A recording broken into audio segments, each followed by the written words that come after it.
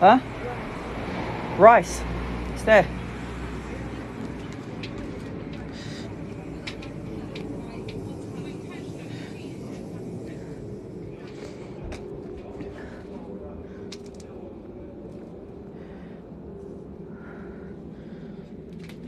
Hi guys. Look who's out. She's ready for us. Are you ready to manifest with me? I came on here earlier and I said to you guys that you've got to manifest. I should probably get rid of this filter because it looks a bit creepy. So, who's written their stuff on a piece of paper? It's a full moon for me in the UK. So remember, guys, wherever you are in the world, make sure that you're manifesting on the full moon. Make sure that you're writing everything. Make sure that you're writing everything that you want. And then do a separate paper for all the things that you don't want. I've written mine already. This filter is making me look a bit creepy, guys. Sorry. Here's my paper. There's my moon. And here's my candle.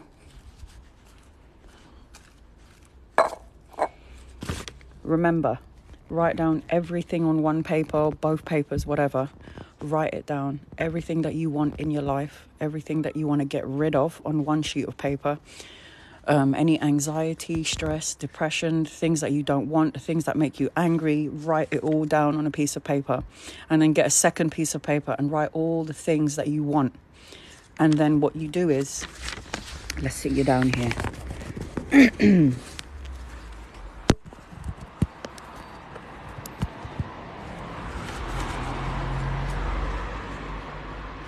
Outside in the full moon.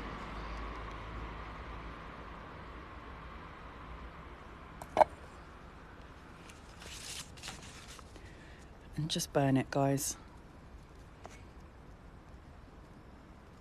You have nothing to lose, everything to gain. Everything you don't want, just get rid of it. Wherever you are in the world, make sure it's 8 p.m, nighttime, full moon. This is to manifest the things you want, and this is to manifest the things that you don't want. Put it on the paper and get rid of it. You have nothing to lose, everything to gain.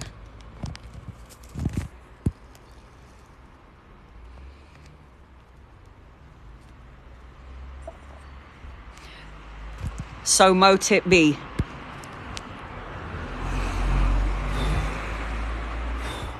Done. Do it. The full moon energy will linger for the next day or two. So just do it. You can never miss out. You can do it at any point. Anytime you want to manifest something, just write it down on a piece of paper. 2 separate sheets of paper if you want. One saying all the things that you don't want in your life. I don't want to be stressed. I don't want to be anxious anymore. I don't want to be depressed. I want to release any emotional trauma from my past, my childhood. I release anything from me that doesn't serve me, past, present, and future energy. That's what you do. Write it down on a piece of paper. Every little thing that makes you cry, everything that makes you sad, write it down on a piece of paper and burn it. For me, I like to do it at 8 p.m. because 8 p.m. represents infinite.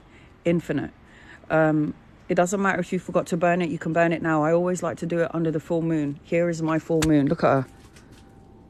She's ready, man. Are you? That is the question. On a separate piece of paper, write everything that you want. Okay, guys? Everything. Everything you want. £20 million in my account. My 5-bedroom house with a swimming pool. My partner who is going to be with me for the rest of my life. Manifest like nobody's business and burn it like I've just done it. I'm in the UK, so right now it's 9 p.m. It's 9 p.m. And my guides just said you need to do your manifestation, so that's the reason why. Do it. What do you have to lose? You have nothing to lose. So for those of you who have got generational trauma or emotional trauma, write it down on a piece of paper. I release anything that doesn't serve me. I don't want to be angry.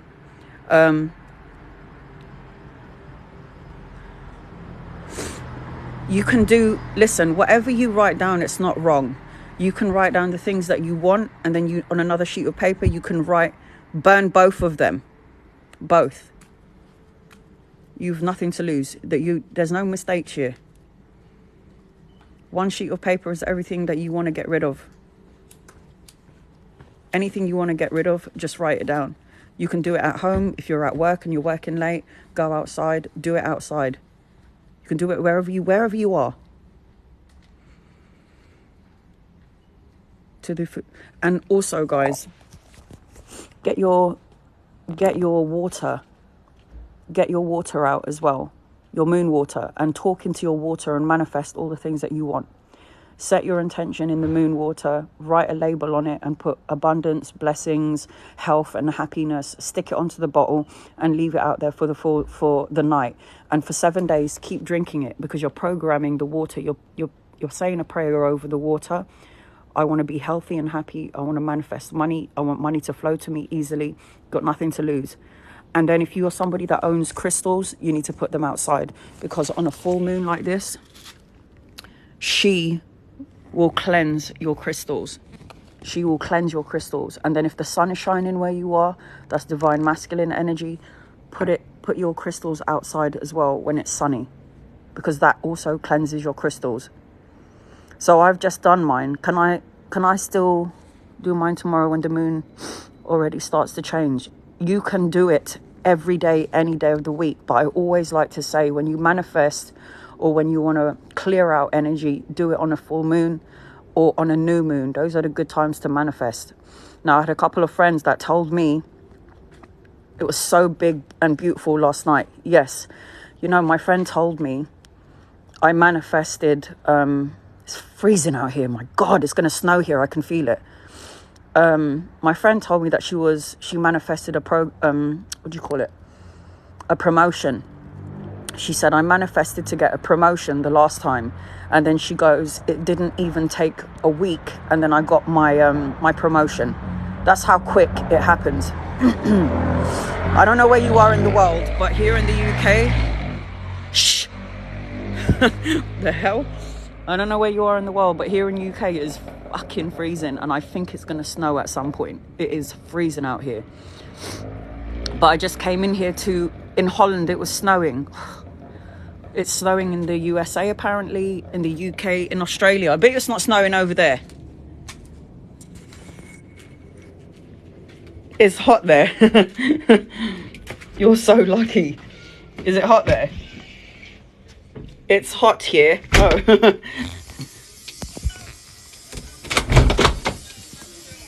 No snow for you. You're so lucky. Sorry, I'm on live. I won't get you in here.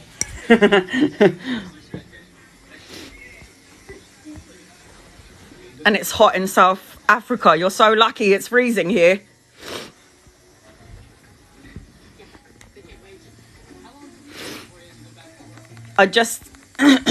Somebody emailed me earlier. Can you hear my brother is tattooing himself? I might go and do mine. Finish off my finger.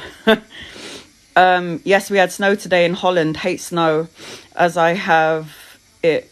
Oh no, as I have to cycle everywhere. You must be fit. Alison, you know you're fit, honey. If you're cycling everywhere, that means you are fit, honey. Snowing in Glasgow, shit. I don't know what's going on outside, but it is freezing. So I came on here, blistering hot sun in Trinidad. That's so unfair. It's freezing here. I'm in Greenland and it's cold. It is so cold. So I came on because I got a couple of emails saying, Anna, I saw your live today, but I didn't catch what you said. I will be pinning up that live later on.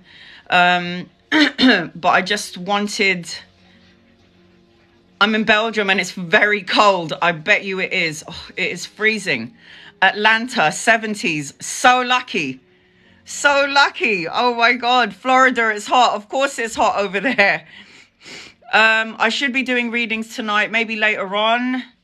Are you Brazilian? My father is, my father is Brazilian, but when I done a DNA test, I'm like from everywhere. I'm like Cuban, Spanish, French, Welsh, believe it or not. I got so many things.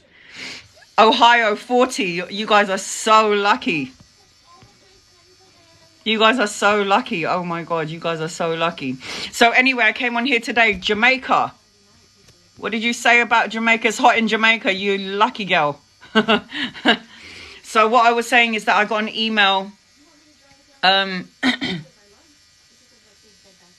I can't believe I'm 2 hours away from Atlanta, and I can't believe they are 70 and I'm 84. What? Estonia -3. No. This is crazy. Because there's really Pennsylvania 74. The energy is crazy, and it's going to be crazy for the next couple of weeks. And don't travel, guys. I'm just going to put it out there. If you're making travel plans, I feel like do anything either way before the 12th or just after the 12th, because there's going to be some delays, like with flights or issues with flights. And they specifically astrologically highlighted the 12th of March. Slovakia -20. Shut up. -20. -1, not so bad. You know when you can just feel it's going to snow because there's like an, I don't know how to explain it. It's just a really crazy, freezing cold energy. North Carolina, low 60s. So I keep digressing.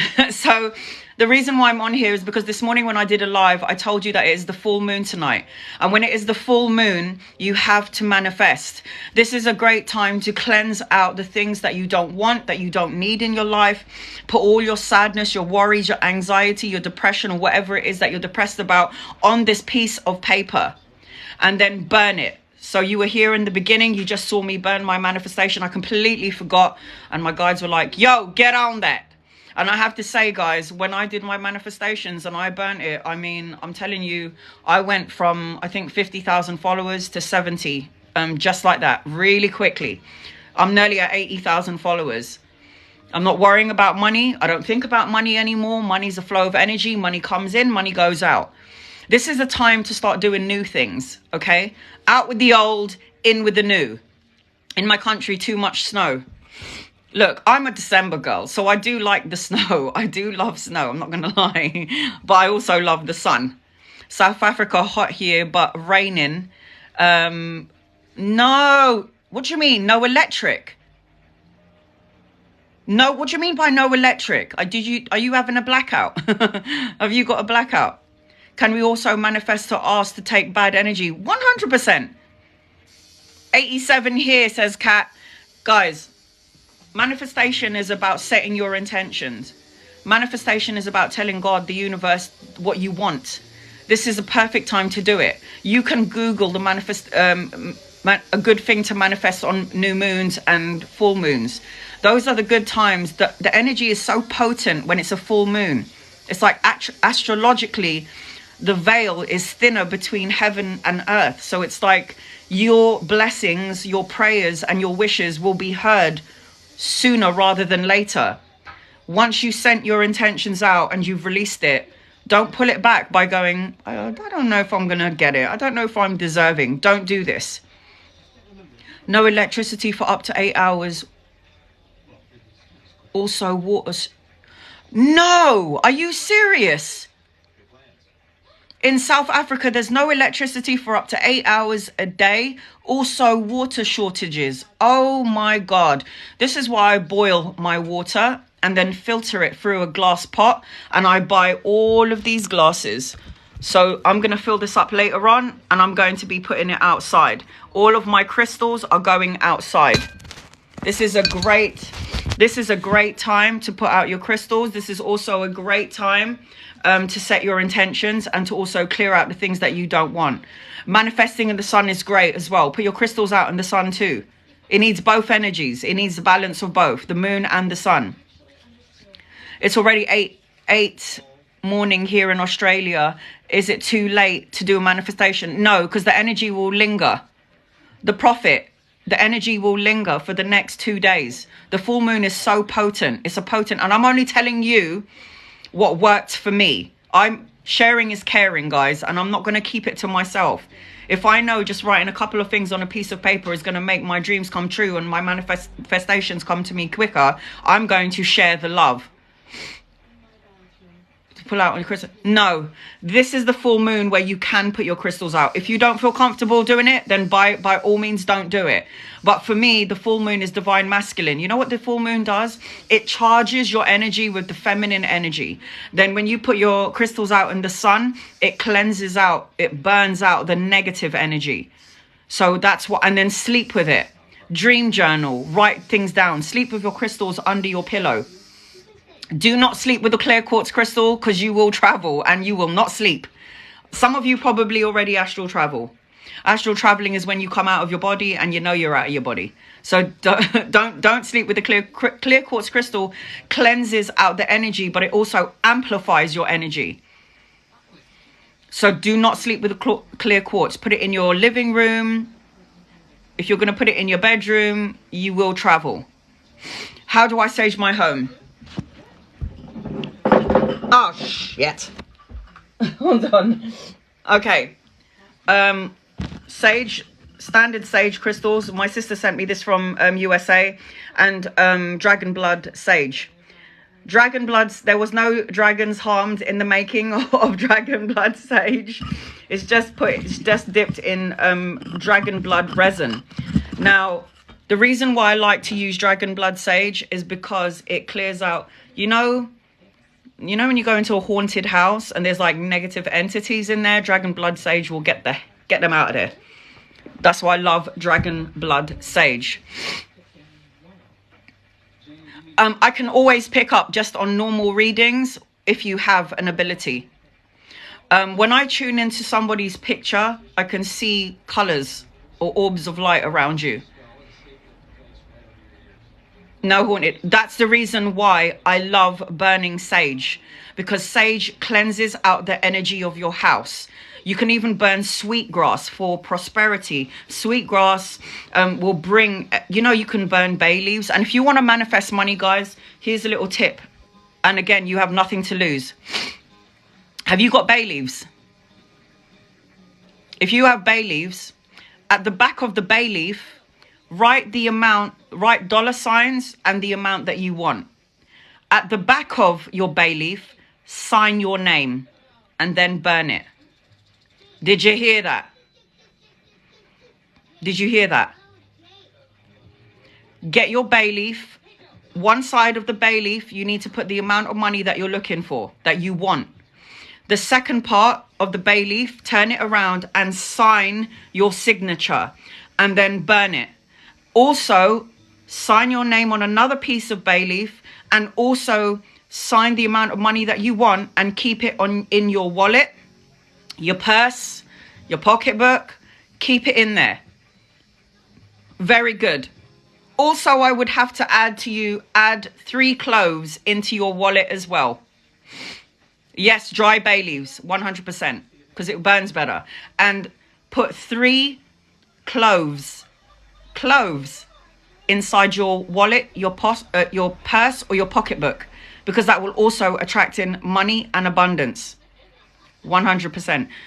I feel like it's better in your wallet. Put it in your wallet. It also brings in money. Now, you really want to bring in money and prosperity? 1 second. At the end of the day, guys, these are just things that I highly recommend you to do, because at the end of the day, you've got nothing to lose and you have more to gain. I'm just going to show you these crystals really quickly. Citrine. Write it down. Citrine. C-I-T-R-I-N-E. Google it. When you get yourself your crystal or a citrine crystal, can I write an amount? I think I put 4,444,444,444 pounds. That's what I put. It was an endless 4 from the beginning of the bay leaf to the end of the bay leaf. I put pounds and then I signed it. That's what I kept on. That's just what I put. Put any amount you want, but write the amount that you're looking for, that you see, and visualize it in your account. And what will happen is money will start coming to you. You don't even have to look for it.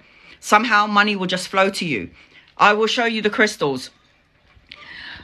A good crystal to manifest money and abundance is the green crystal. So selenite, emerald, green calcite, anything that is green is good to manifest. You really want to attract in abundance, you need to get yourself pyrite, fool's gold.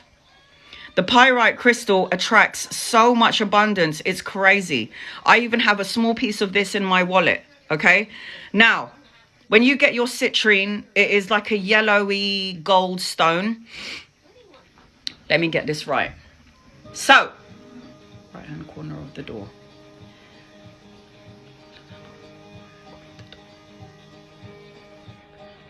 When you get your citrine, you see your front door? You need to put your citrine, the quickest way to bless and cleanse your crystals is to blow on it. You put your life force energy into the crystal and it clears out anyone that's touched it, had a look at it, and then put it down. The quickest way to cleanse and clear your crystal is to blow on it, okay, guys? So, when you get your citrine, but this is fool's gold, pyrite. Citrine is great for what I'm telling you. You got your front door, right? My front door just happens to be on the right-hand side. So it says that if you get a, I think it's about the size of your hand, citrine. Once you've cleansed your citrine, put it at the opposite side of your door on the right-hand side. So the furthest room from your door on the right-hand side is where you put your citrine crystal. That will, it's like a feng shui thing. That will make the money travel in. So if it goes out, it will always come back in. I'm just telling you what works for me, man. You do not, all I'm going to say is you have nothing to lose. Test the theory out, see what happens. So can rewrite a name of a specific person on the bay leaf too. If you are manifesting for someone else, you're going to be even more abundant, sweetheart. When you are not just manifesting for you, you actually manifest, and you're manifesting and thinking about someone else. You are doing a service for another soul. This is like good. This is good energy. So if you have a tiny citrine, put it in your wallet. I like to get a hand, it fits in the palm of my hand citrine. Now, what you should do, again, if you have a citrine stone and it's size, it can like fit into your hand, a little bit bigger than these two or these two added together.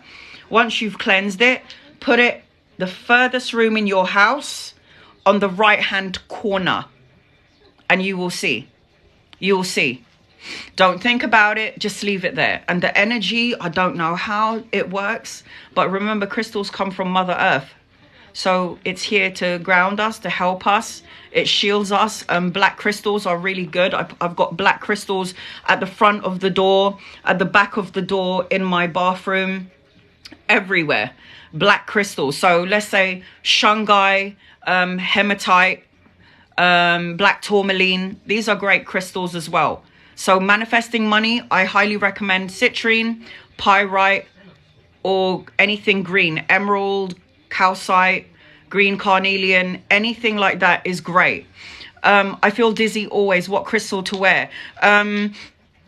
You can wear rose quartz is good for you, and I feel amethyst would be great. If you feel dizzy spells, I get dizzy spells. I wear fluorite. I always have my fluorite, and I have my hematite necklace on because this repels negative energy, and it's protection. You never see me take this off. Where do you purchase your crystal? It depends on where you are. Everyone who's in the United States of America, you guys are so fucking lucky because you got the best crystals. Every crystal shop in the UK actually gets their crystals from abroad. Yes, that is good. The Apache tear, that's a really good crystal. Oh, you know what I just heard as well? For those of you who are trying to get your abilities, they just told me to tell you, because I feel like there's a whole load of people in here that are trying to connect to their intuition or higher self. Oh, tell me what it is. I forget. They just said it to me. Shiva Lingam. Google it. Shiva, Shiva Lingam, Ligum. I don't even know if that's the spelling. But Shiva Lingam, when you sleep with that, my God, your psychic abilities, your intuition will blow wide open. Crazy. Crazy. People don't believe in crystals, and it's okay. You don't have to. Rachel, I have a big citrine in my bathroom because it's positive, which helped me when I bathe. Yes, and you know what? Rose quartz crystal is also good for that. Tina, if I put my crystals out today in the moon, when do I bring it back in? The next day.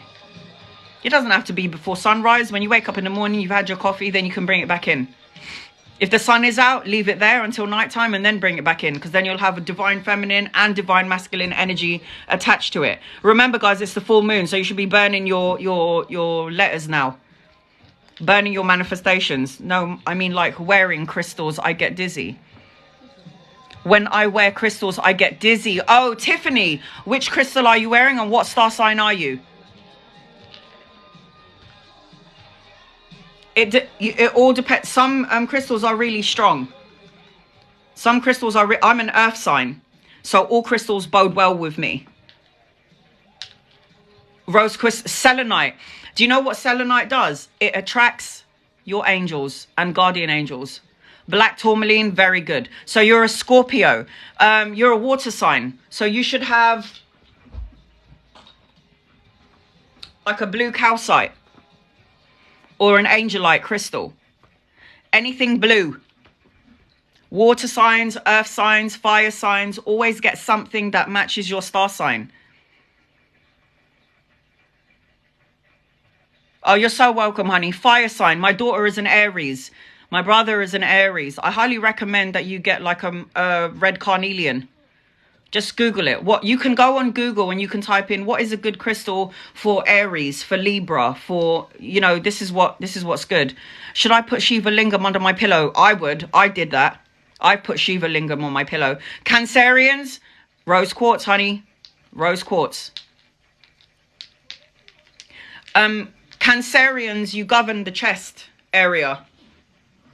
Cancerians govern the chest. Aries, my Aries out there, you govern the head. So you'll be headstrong. You are is it a ram or a goat? One of the two. You're headstrong. You'll have headaches. You'd have like neck problems. So this is all learning, guys. Knowledge is power, right? I've done my research. It's the ram. We pray with Shiva Lingam. It's so good. Capricorn. I'm a Capricorn. Any black crystals are good for Capricorn. Any of you that's attracted to jet, whoever has a jet crystal, you are a fucking old soul. You've been here many, many times. Jet is a black crystal. If you are drawn to the jet crystal, that means you are an old soul. Leo, you're a fire. You're a fire, so you need to have a red crystal. Red carnelian, a red calcite. You can have even citrine because it's got like tinges of the red. Anything red. How do we do our manifestations tonight? Write down everything that you don't want. Write down, I want to get rid of my anxiety, my stress, my depression, my past childhood trauma. I want to get rid of anything that doesn't serve me for my highest good. I release it all. I release this person that makes me anxious. I release them from my past, my present, my future. Write it all down and then burn it. And then on another sheet of paper, write down everything you do want. Write down everything you want. And money, security, stability, health, happiness, a partner, children, babies, £1 million in my bank, whatever it is, write it down. Burn it. And before you write down the letter of the things that you do want, you start off with thank you for my, etc., etc.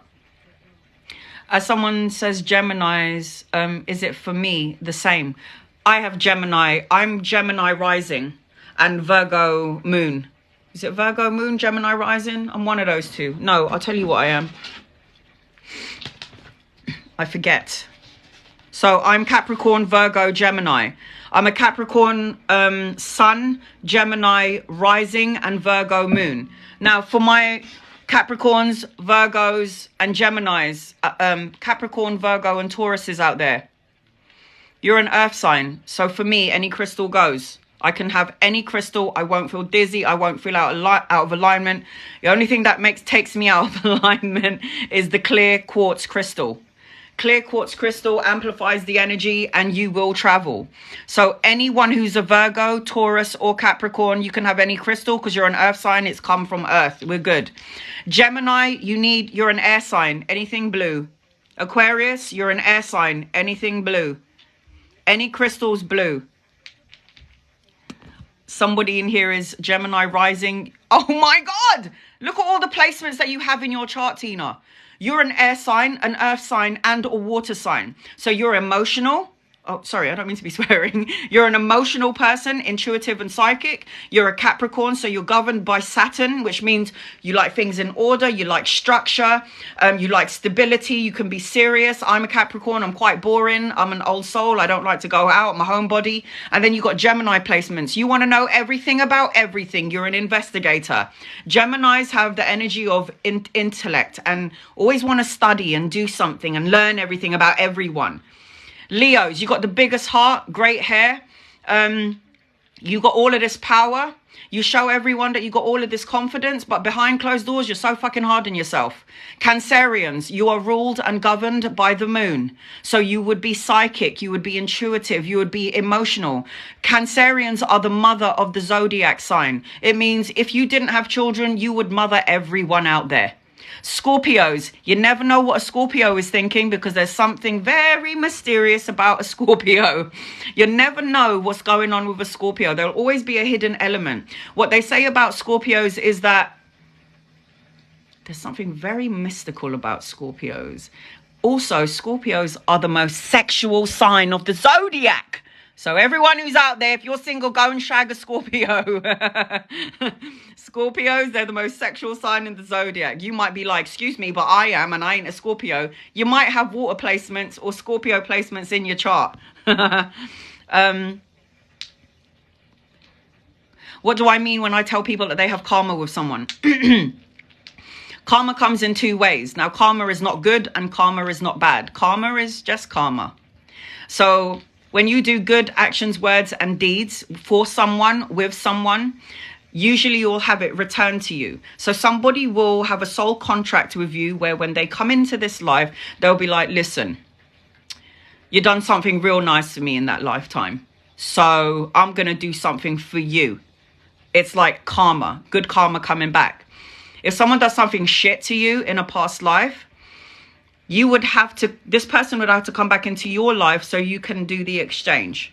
So if someone does something bad to you, there will be some sort of exchange karmically, and that's why you would have a karmic connection with someone.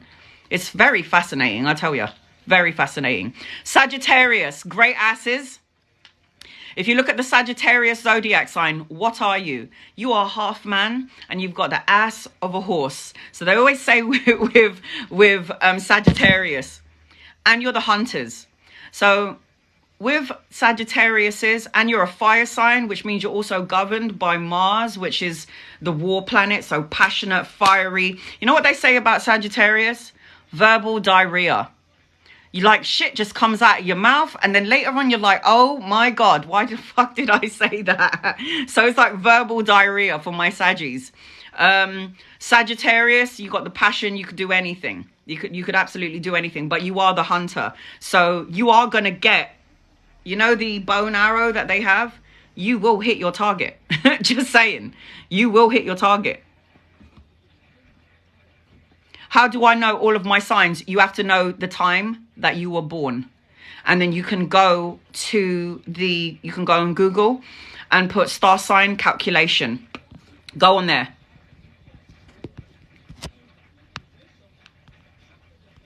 Pisces, also you're governed by the feet. So you would have issues with your Achilles heel later on in life. So the feet.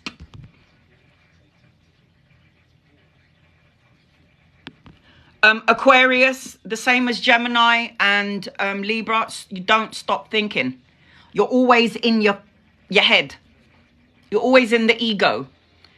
Always. But you know, Aquarians, what they say about Aquarius, my daughter's got Aquarius placements in her charts. They're here to change the world. So Aquariuses will be kind of like Scorpio. There's some sort of unique trait about them. They don't give a fuck about anyone else. If you don't like me, fuck off. Or that's the energy that you should have. Have you heard of that song, The Age of Aquarius? They made that song for a reason. Leo and Aries rising, predominantly fire signs. Don't fuck with you. Don't fuck with you. Aries is governed by Mars. Okay? Aries is the god of war in the Greek mythology. Passion, fire, anger. My daughter is an Aries, my brother's an Aries. Fucking headstrong. Fucking stubborn as hell. It's their way or no way. It's wrong or strong. They're also the baby of the zodiac sign. They're the babies of the zodiac sign. So when you look and you do astrology and you look at the star signs, they are the I sign. Me, I, and then we have a tendency to want to baby our Aries. I don't know why, but it's just the energy about it. I don't know. Taurus. Any of my Tauruses out there, you are born to sing, to speak, to talk. That's what you're supposed to do. You are governed by the throat chakra. So you would love love and you would love food. You would love love and you would love food. I also feel like Tauruses are they've always got this Aries, Taurus. I feel like all of them have a beauty about them. But it does stand to say that Taurus has got this really beauty energy about them. I don't know how to explain that. Your daughter's a Sagittarius. She's a fucking fire sign. You got your work cut out for you. And that all really depends on if you're a fire sign. So if you've got 2 fire signs in the house, they could flow really good or turn into a volcano and then erupt. That's how it works. Chrissy, star, moon, or rising. Your sun sign is who you are. So I was born on the 26th of December. That makes me a Capricorn. But then when you want to find out your moon and rising sign, you have to know your date of birth, which is more accurate. It's always going to be your sun sign. Sun sign in astrology. I am fundamentally a Capricorn. I'm stubborn as hell. I'm very pessimistic, or I used to be, not anymore. I used to be prepared for the worst case scenario. And when it happened, I thought I was always going to be prepared for it, but I never was. So we've got a stubborn streak about Capricorns. But sun sign is always the most important. Were you ever at school and you like added up all the A's in your name, all the letters of the alphabet in your name? If you want to know, because I'm actually doing this, and I'm going to do it as one of the things that I will provide services, shall I say. I'll be able to tell you your destiny number, what the hell you're here to do. I'm still studying. I'm still working on that. I'll be able to get your name. I'll be able to tell you if you and your children, if you and your child are there's going to be a challenge between you and your person. I'll be able to tell you through numbers and your birthday and your name, if you and your partner are compatible, if you are challenging with each other. This is what I'm going to provide at some point, maybe this year. I'm still working on it, but my mind is blown. This is nuts. Life path number 8. You got to learn the lesson. So, Samantha, with the number 8 symbol, if you know your life path and you are a number 8, if you do not learn the lesson, it will go up and then it will go down and then it will come back around. So you have the opportunity to learn and keep learning. And remember, everything that comes your way is not because the universe is trying to hate you or hate on you. These are lessons that you chose to experience. 6th of October. I don't know if you're a Libra or I can't remember off at the top of my head. Capricorn mum, Aries child. You know that you and your child are at loggerheads. Me and my daughter, bang. I've got the horns as well, Capricorn, and she's got the horns. It's like we're always at loggerheads. Life path 3, you're supposed to be collaborating with people. I'm a life path 2. 2 represents being together with someone, unity, always like in a partnership. It represents partnership and unity.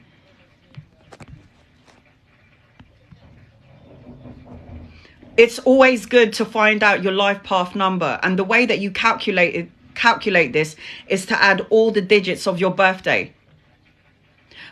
Life path number 9, completion, sweetheart. You're so lucky.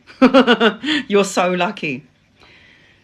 When you are a life path number 9, usually it means you don't have to come back and do this rodeo again, meaning you don't have to come back here on Earth and live a human life. You can go on any other planet. Your soul can go everywhere and anywhere you want. Usually when you have a soul path number 9, it talks about completion, because when you do numerology, it only goes from 1 to 9.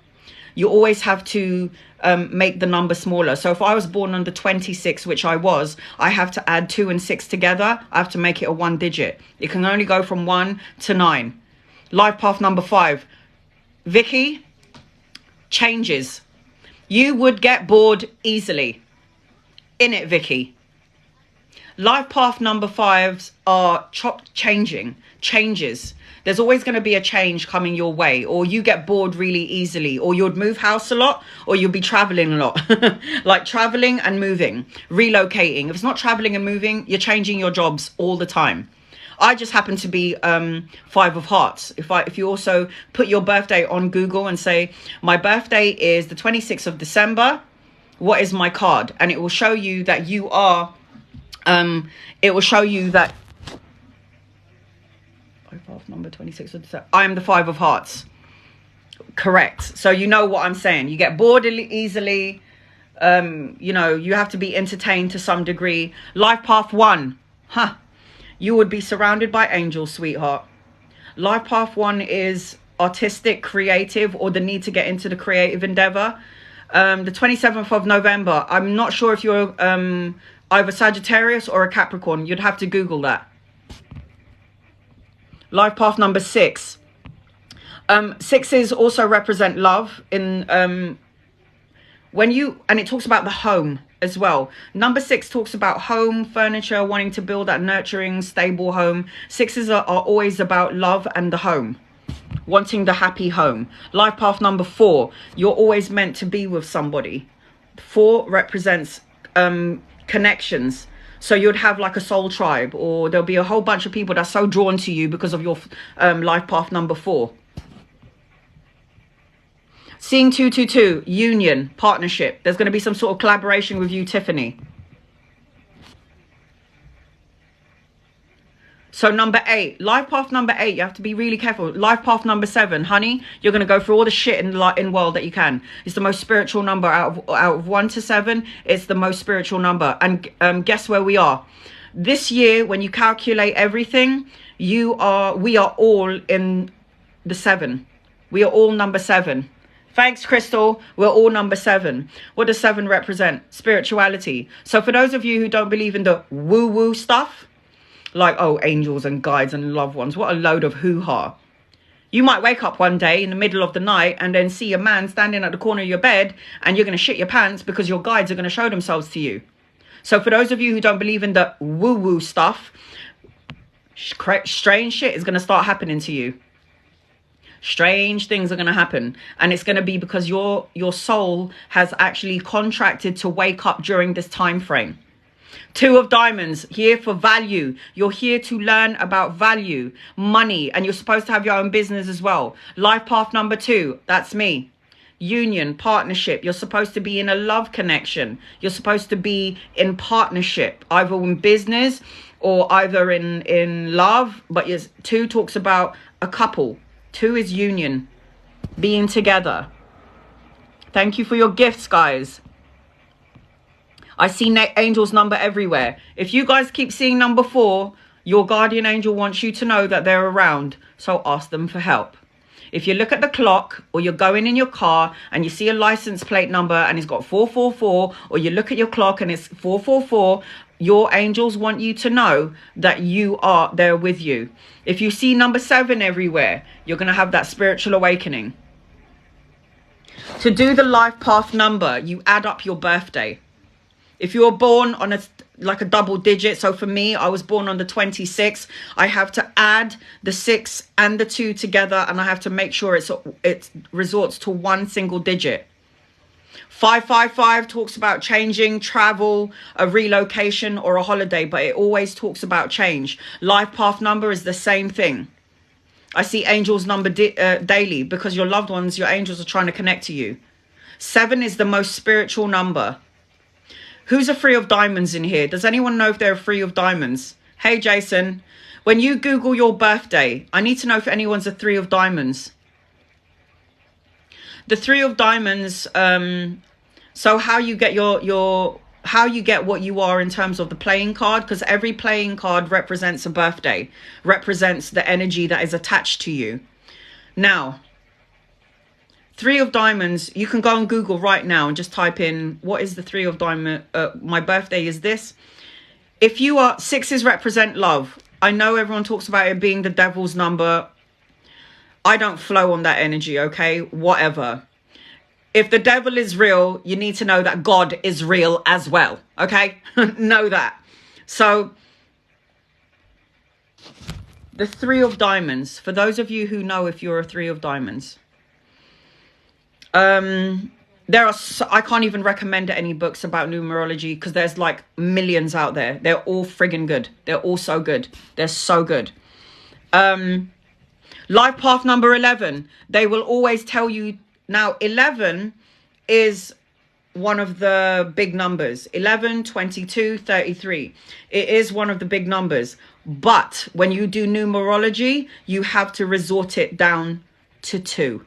1 + 1 is 2. So your life path number, yes, 11 is attached to it. So you can read what 11 life path number means, but you would also have to read number 2, Perry. My partner is a 3 of diamonds and I'm the 6 of... let me tell you about 3 of diamonds, guys. Out of all the playing cards in the deck, the 3 of diamonds life path is one of the hardest. My best friend Shivi, who passed away with cancer, she was a life path number 3. She had it so hard from childhood to teenager to becoming a partner, then a mother. It has never, ever, ever been easy.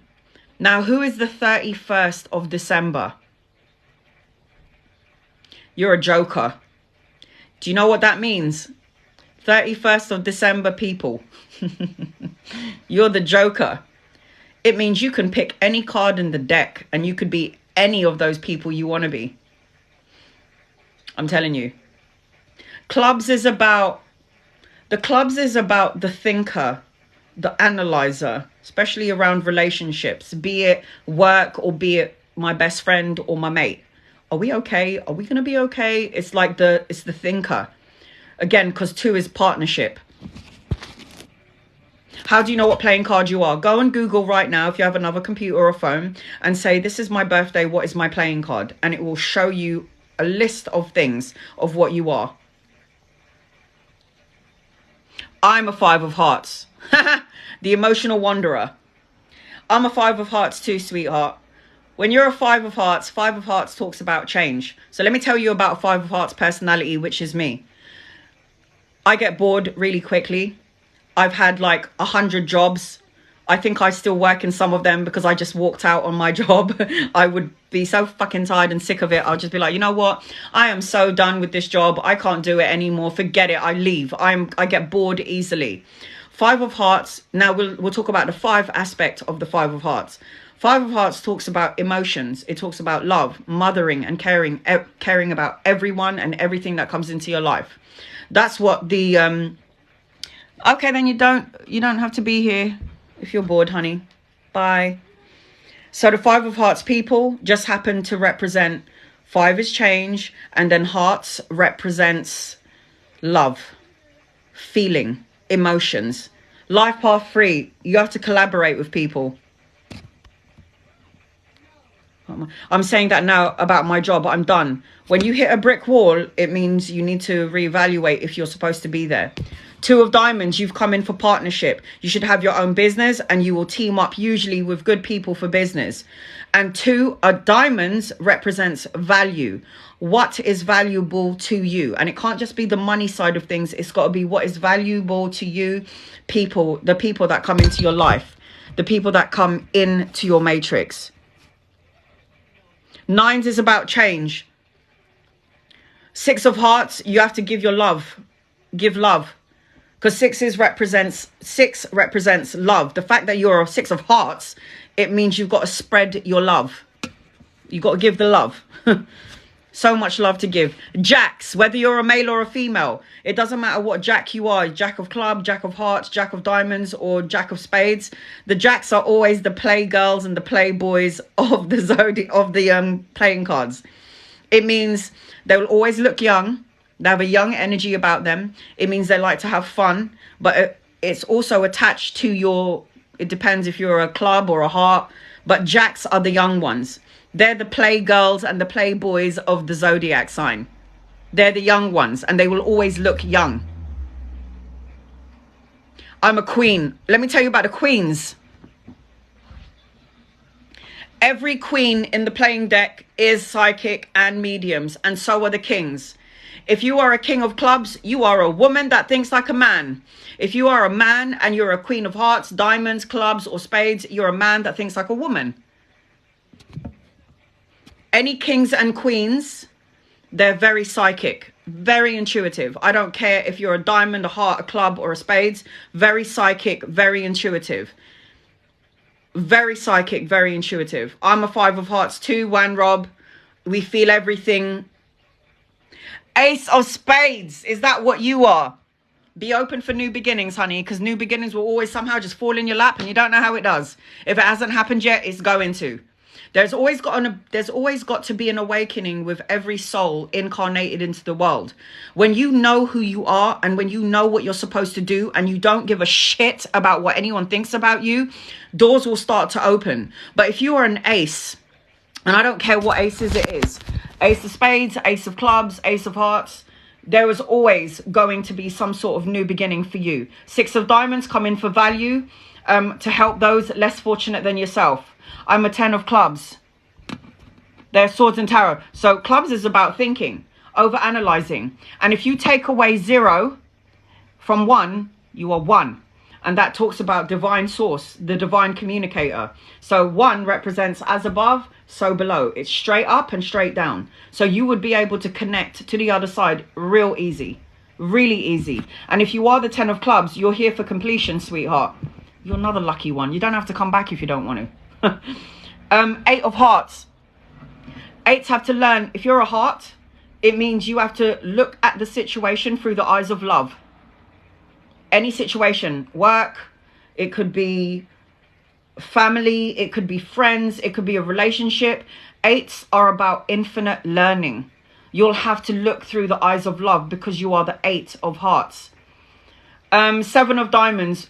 7 is spirituality and money. So you have to learn what you value. It's what is valuable to you.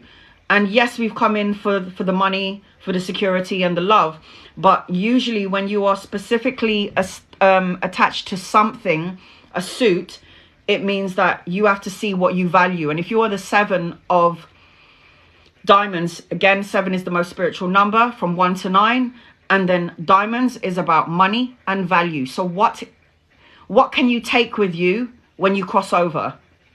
The material stuff, they can get destroyed in a flood. So if you was to look around you right now and there was a fire, if there was a fire in my house and I was to look around me right now, what is of value to me and what doesn't matter to me? I don't care about everything else in my house. I need to get my brother and my kid out of here and my cat and my fishes. That's all I care about. I don't care about anything else. And maybe a tarot deck. But that's what that represents. Queens and all kings are psychic, mediumistic. If you're a man and you're a queen, you think like a feminine. You would have a feminine energy about you. And it's not saying that in any sort of way. It means you'll connect to women better. If you're a woman and you are governed by the king, it doesn't matter what king, diamonds, spades, clubs, whatever, you are a woman that thinks like a man. My daughter, she is the king. She's a king of club. So she would be a woman that thinks like a man.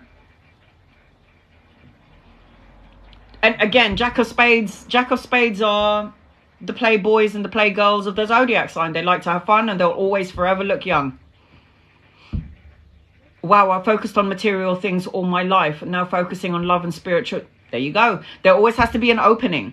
There always going to be something that happens in your life where you hit a brick wall and then you're like, I can't look at the monetary, like, you know, the physical things anymore. These physical things that we have, we can't take with us when we cross over. You're going to take your actions, your words, and your deeds. How do you find out your playing card? Go on Google and write down, this is my birthday, what is my playing card? I don't know it off by heart, Tallulah. You're going to have to go on Google. 8 of clubs. Fast-paced energy. Fast-paced energy. Always on the move, always want to do something. Travel and relocation should be around your energy, and you are infinite. So it's like always on, like you always want to do something, or there's an energy about you where you need to get going. You always have to keep moving. 5 of diamonds, changing. Things are changing. Maybe leaving your job, not so satisfied there, not satisfied where you're living currently, not satisfied in your relationships. You're always, it's like we're called the emotional wanderers, all the 5s. It's like we always want to do something different. We get bored easily. It's that sort of energy. If I'm a woman and I'm a queen, psychic, medium. Any queens are psychic and mediums. I don't care if you're a man or a woman. 4 of diamonds. Diamonds represent value. What is of value to you? 4 represents partnership, and you're supposed to be working with a group of people. So you should be teaching, talking, telling people about your experiences. Aya, you're a queen. Queens are psychics and mediums. 9 of spades, you've come in here to learn a lot of important lessons. You have got to complete something. 9 is completion. I know they say 10 is completion, but it's actually 9 before you get to 10, because 10 would be the end goal. But 9 is about completing something to get to 10. What have you learnt as a 9? What have you learnt? Have you learned everything important? Have you learnt your lesson, or are you still... Have you ever asked yourself, why does this keep happening to me? Why do I keep attracting the wrong person? Why do I attract narcissistic people? It's because you haven't learned boundaries. Healthy boundaries. Healthy boundaries is so important. So important. King of clubs. So you're a woman that thinks like a man. And you would be in your mind all the time, over-analyzing certain things. Life path 1. New beginnings all the time for you. Things should just land on you. There's like new opportunities that come your way. Travel and relocation. So every number has an energy attached to it. Every number has an energy attached to it. Your name, the letter of your name. So if your first name begins with a vowel, so mine is Anna. So I'm A. I'm independent. I like to be on my own. I don't want anybody. If you've got I in your name, the I people is also quite independent, but they also kind of like to be around people. It's so much, like it's crazy that all of our names and all of our number, like our birthday numbers, it all represents something. It's insane. It's crazy. I did go through all of that. I've gone through the 7 of spades. I've gone through the 5 of spades. Everything represents change. Diamonds represents money and value. And then 4 represents sharing your values and monies. Your money, your abundance. That's what that represents. The 2 of clubs, as in together. What is the first vowel in your name? E. Would it be E? Sazanra? Would it be an E? It's crazy. I'm gonna get into more details, guys, with all of this, because I'm still learning all of this. It's crazy. Life path number 11, 2. If you're number 11, you have to minimize it to 2. 1 plus 1 is 2. So your life path number would be 2. You'd have to look at life path number 11, and then you'd have to look at number 2 as well. 9 of diamonds, you've come in for completion. Lavish queen, you're lucky. Anyone that has a 9, if you're a 9 of anything, or your life path number is 9, you've come in to complete things. It means that when you cross over, God will say to you, so, would you like to go back down to earth, or would you like to stay up here with me? So fucking lucky. My mum and my daughter is a 9. But karmically, when I did a soul connection... Oh, thank you, Crystal. Stop that. Stop doing that, honey. No gifts here, guys. No gifts. You know when I did because I do soulmate readings, and soulmate reading doesn't have to be me and my boyfriend, or me and my husband, or me and my girlfriend. A soulmate reading can be you and your child. I did a soulmate reading between me and my daughter and me and my mum, and I found out that they owe me something from a past life. Yeah. They owe me something. So I was like, oh, and then I was sitting there reading, and you won't believe that both of my mum and my daughter are the 9 of fucking clubs. What? I was like, no way. Oh, I just saw something here. Me, 9, and my partner is a 9, and been together 20 years. There's a number that matches each other. Not surprised that you've been together for 20 years. You're going to complete something together. It's crazy. You might even come back together if you choose to come back again into the physical world. I'm a Leo Aries, and are we good for each other? Is it bad, or is there's always some stuff in between? So Rachel, Leos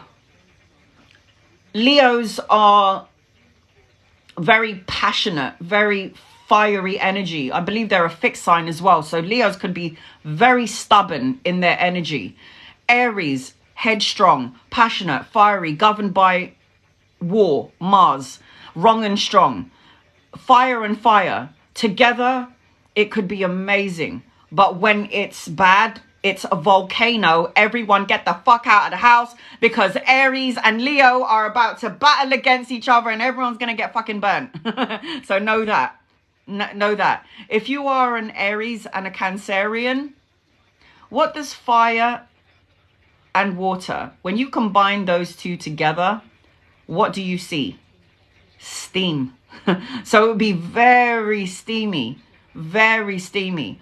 But then there would be smoke, like the steam. And you can't see through the steam, can you? So you will not see each other. And then if you've got an Aries, which is the baby of the zodiac sign, and then you've got the Cancerian, which is the mother of the zodiac sign, you're definitely going to be at loggerheads. You're definitely going to be at loggerheads. Because you got the mothering energy of the Cancerian, who wants the happy home, the family, the marriage, intimacy. I need to know that you love me. Tell me I'm beautiful. That kind of thing. I need a happy home. I need stability and structure. I need to feel it emotionally. And then Aries is me, I. You know, can you focus on me right now? Listen. My niece is an Aries. My nephew is an Aries. My goddaughter is an Aries. My goddaughter is a Sagittarius. My daughter is an Aries. My brother is an Aries. I'm surrounded by Aries. And I'm like the father of the zodiac sign, because I'm a Capricorn. So it's like, I'm very strict, and I like things in a certain way. It's all insane. When you combine the energies together, it's great, because we're all learning something from each other. I'm an Aries. Hey, Aries. But you know what? I can tell you about Aries. Aries are very misunderstood. They've got big hearts. They're very creative in their energy. Very creative, but very misunderstood. Aries are the shit. I love my kid. I love my brother. I'm a Leo, and my mother is a Cancerian, and we bump heads. So fire and water. If you're the Leo, that means your mother would drain the hell out of you, because water puts out fire. So your mother would drain you like nobody's business. Just saying. And plus, Your mother is a cardinal. Do you know what cardinals are? They're the leaders of the zodiac sign. So these are the cardinal signs, just in case you guys are wondering. Capricorn, Aries, Libra, and Capricorn, Aries, Libra, and oh shit, Cancer. Those 4 are cardinals, leaders. We don't follow people. They're the leaders of the zodiac sign. The fixed sign, the stubborn as hell sign, Taurus. Not surprised, you're a bull. Leo, stubborn as hell. Who else is that? Scorpio, stubborn as hell. You know you are Scorpios. I love my Scorpios. There's something very mysterious about you, but you're very stubborn. And then, who did I say? Taurus, Leo. I think it's Leo. Am I right?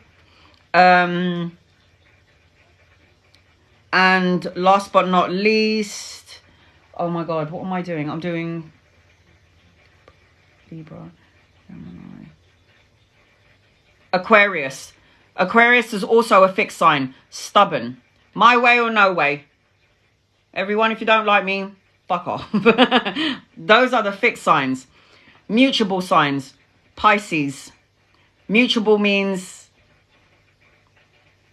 let's go, this is me, okay? This is the mutable signs. Let's pretend I'm a Pisces for a second. I will say, let's go to Burger King. And then someone will go, nah, let's go to McDonald's, it's better. Pisces, okay. It's like so agreeable. You're mutable. You could go with anything and anyone and you're just agreeable and it's all cool. So Pisces, who else? Gemini, Virgo, and who's the other one that I did not say? It's the other one. I forget the other one. God. Aries, Leo, Sagittarius. I can't remember the other one. Sagittarius as well, mutable. Yes, you're also a mutable sign. So you go with the flow. Scorpios, fixed, very stubborn energy. Don't mess with a Scorpio, because if you piss them off, they will use their sting and like sting the living daylights out of you. Just saying. Leo and Aquarius. So we've got air and we've got fire. What does air do to fire? 2 things. It can either spread the fire and then create a whole jungle fire, or it could put the fire out. It really depends on all the other aspects to your connection. But Leo is passion and fire. Aquarius is, I don't really give a fuck. That sort of energy.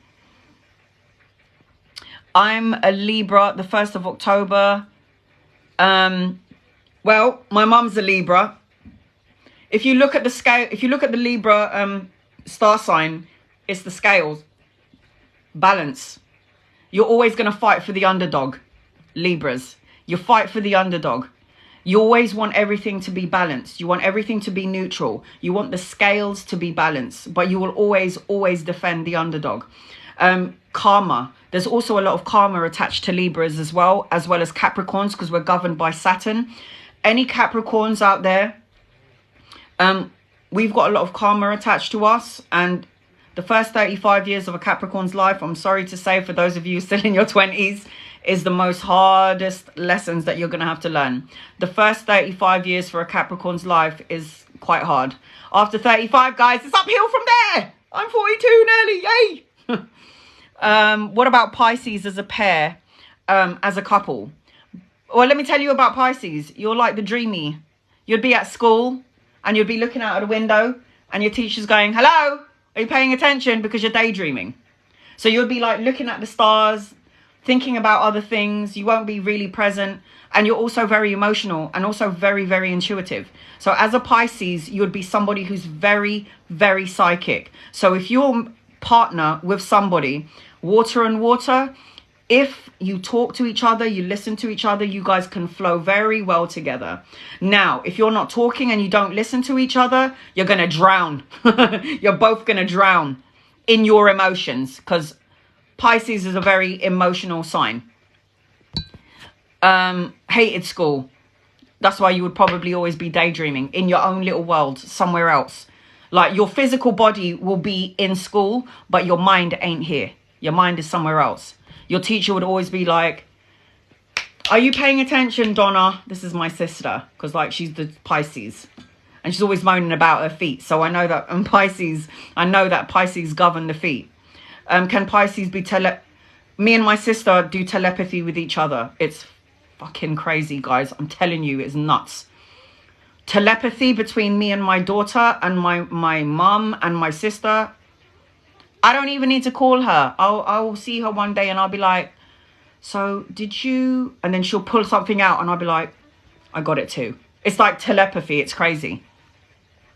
I'll tell you another telepathy thing that happened to me and my daughter. Fucking nuts. Even I was like, what? I was sitting here in the living room. My daughter was in the bedroom. She had a phone call with one of her mates. And then she started talking about her teacher. And she was saying how, oh, I really miss my teacher. I wonder how she is, blah, blah, blah. Because my daughter had finished school. I'm sitting in the living room and Yolanda pops into my head. Yolanda. So I haven't seen my daughter for a couple of hours. You know these teenagers. They like to stay in the room. You don't even know if they're alive or if they're dead because they never come out of their room. So I go and check on my daughter. As I go towards my daughter, I'm screaming, yo, Yolanda. Yolanda, Yolanda, Yolanda. Are you all right, Yolanda? I opened the door to my daughter's room and she's sitting there white as a ghost. And I'm like, did you just see a ghost? What's wrong? Are you okay? And she was like, why did you just call out Yolanda? And I was like, because that name just popped into my head. Why? Because I'm on the phone to my friend and I just said, I really miss my teacher, Yolanda. I don't know who Yolanda is, by the way, guys. I have no idea who Yolanda is. Telepathy is real. So she was talking about Yolanda. She's all the way in the back in the bedroom. I'm in the front in the living room. And out of nowhere, Yolanda pops into my head. And I'm like, let me go and check on this idiot. And I go into the room and I'm screaming, yo, Yolanda, as a joke. Yolanda, Yolanda, Yolanda, as a joke. And then she's like, why the hell did you just say Leander? She goes, because that's my teacher's name. I was like, shut up. Shut up. So yes, in terms of telepathy, it's real, guys. It's so real. When you have a connection to someone, you will dream of each other. You will think of each other at the same time. It's crazy. Capricorn and Leo. Because Leo has got the stubborn energy to them as well. And Capricorns are more... Put it this way, my Leo wants to go out, be seen, have a party, go and have some fun. And I just want to stay home and read a fucking book. Go out and have fun. It's kind of polar opposite energy because you've got the cardinal with the fixed sign. So you could also be at loggerheads. There is loggerheads energy here. Leo and Scorpio. Whoever the Leo is and your sun is a Scorpio. So your sun would drain you out. Use a 100. Your son will do things and it's like, oh God, what are you doing now? It's like he's going to just drain your energy because he's always doing something and he's always going to be very mysterious. There's always some sort of mystery around Scorpios. I find them very majestic. I don't know why, but I just do. Capricorn and Sagittarius. Fire and earth. You could get on well with each other. But sometimes Sagittariuses, I'm sorry, I love my Sagittarius, but sometimes you just vomit out crap. Sometimes you just say things and I'm like, did you just fucking say those fucking words? Are you kidding me? Like, are you kidding me? Like, they would say things and it would be so fucking offensive. They call it like foot and mouth, like disease. This is what they say about Saggies. It's like Sagittarius, you just talk and then you say it and then you go home and go, why the fuck did I just say that? It's that sort of energy. No filter. Oh my God, my daughter is a Sagittarius and I'm the same. That's what I mean. That's what they say about Saggies. It's like, watch out for Saggies. Just sit there eating popcorn and watch a Sagittarius because they're going to say something and they're going to make you fucking laugh. They will make you laugh. Aries and Virgo. Let's talk about Virgos. We haven't really got into Virgos. Virgos are humanitarians.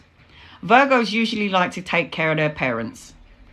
I have Virgo placements. I take care of my mum. Virgos are very, they could be very business orientated. They're also earth signs. So I feel like they're quite laid back. I feel Virgos could be very laid back. And I also feel like a lot of the Virgos that I know, they're mediums and they don't believe that they are, even though they do see the ghost at the corner of their room, or they did see their grandfather sitting at the corner of their room. It's like, you know, you're a medium. They're like, no. And I'm like, no, you are. They're like, no. So it's like, if they're not evolved, very toxic, 100%.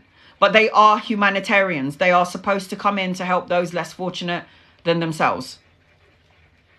Sagittarius, woman, Pisces, man. Sagittarius, again, you're a hunter. You're going to get what you want. You always hit your target with your arrow. Pisces men, very emotional, very intuitive, very, very, very sensitive. So be very mindful where you step. Because remember, Sagittarius, verbal diarrhea. It's like shit just comes out of your mouth and I just have to laugh. I just have to laugh. But you have to be very careful when you speak to your Pisces man, because he would be very psychic. He would be very intuitive. He'll pick up on your emotions, and he'll pick up if you're sad or upset or depressed. And he would also sometimes may not be able to express himself the way you would want him to.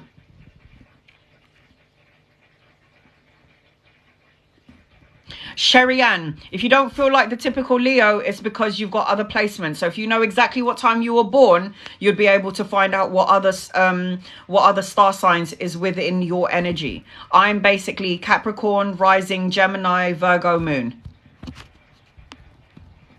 How about a couple of girl Scorpios? How about a couple girl Scorpio and a man Sagittarius? Your person, your man Sagittarius, will never know what's going on with you.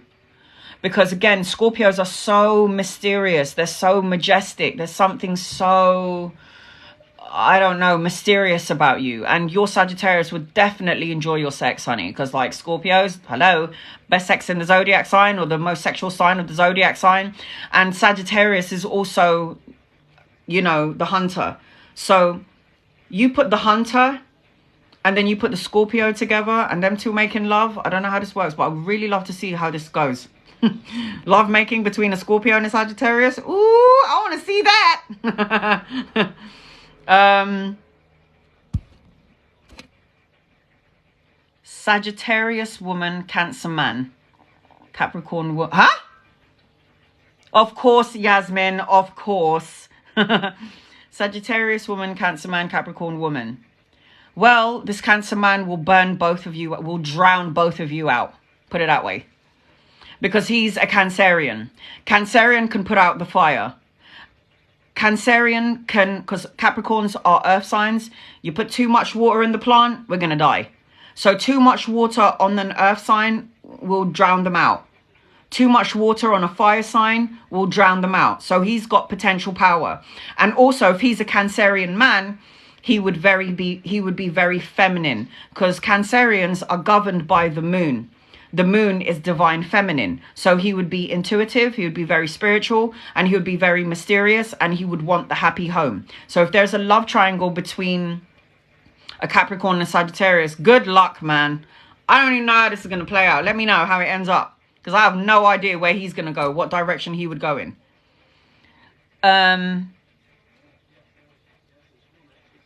Leo girl, Libra man, air and fire. So he would blow out your energy. He would be so logic of mind, be very strategic, very practical, likes things in order, because he's represented by the scales.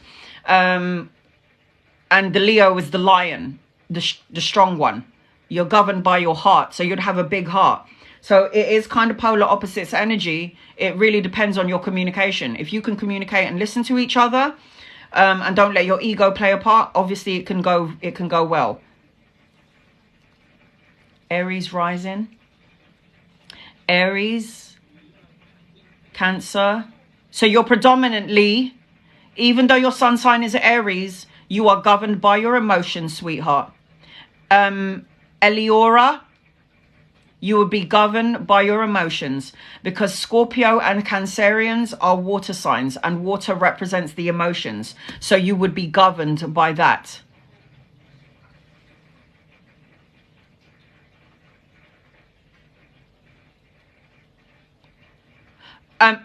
Virgos go for a lot of emotional, like, trauma stuff. And Virgos don't like anyone's help, usually.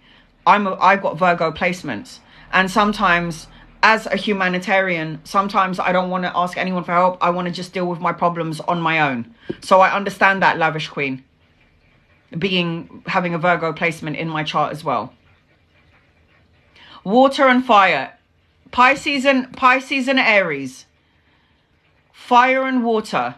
If you are a Pisces woman and your man is an Aries, try not to drown him out, because water will always win over fire. You know this. So your emotions would... And then Aries, governed by Mars. Again, the planet of war, anger, passion, fire.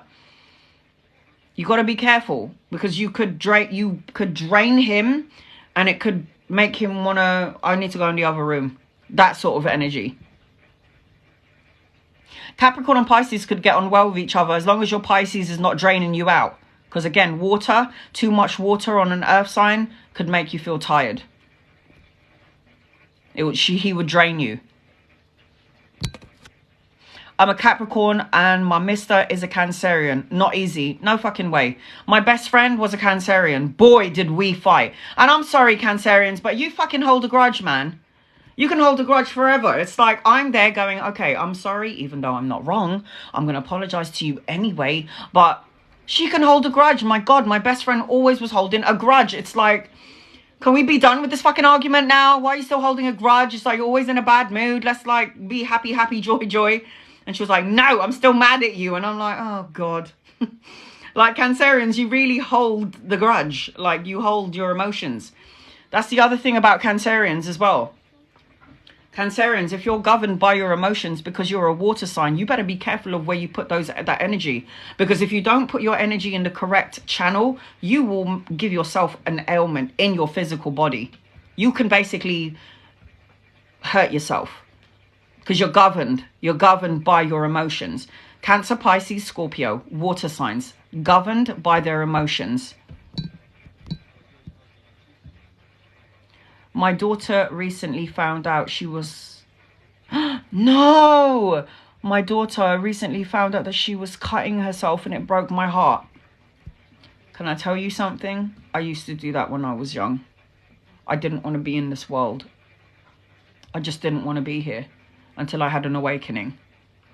It's like I would rather feel pain physically on myself than feel pain in any part of my brain or my heart or my soul. It's never the right way, and it's never and I only did that for a while, and even that wasn't good. But it was like I just wanted to feel the pain physical instead of inside, because inside the emotional pain seemed to be so much worse, and it started to govern my brain. So it's like we all go through battles in our life and we do dumb and stupid things, but you learn from it. So I'm so sorry about that your daughter is doing that. But she is stronger than you think, by the way. She will get through it. Sagittarius, my son is Sagittarius. Oh, thank you, Crystal. Sun is Sagittarius and my mum is Cancerian, and Moon is Cancer, and I'm always in a battle between my heart and my head. That's it. Fire and water will create clash.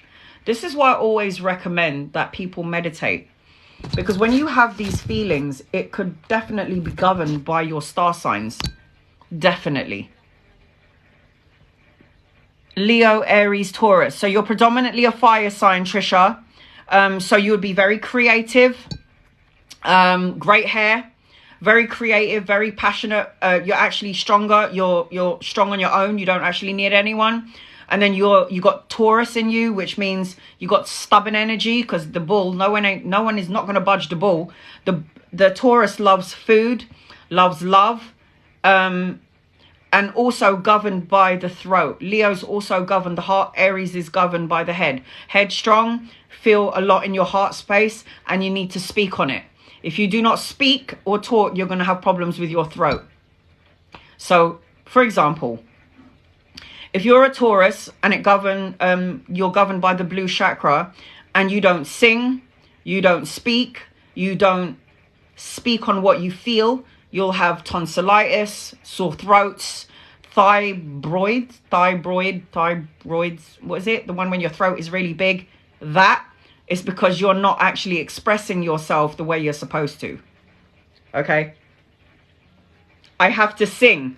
There you go. You have to sing. Lipo power. To express myself. Thyroid. Thank you, hun. Yes.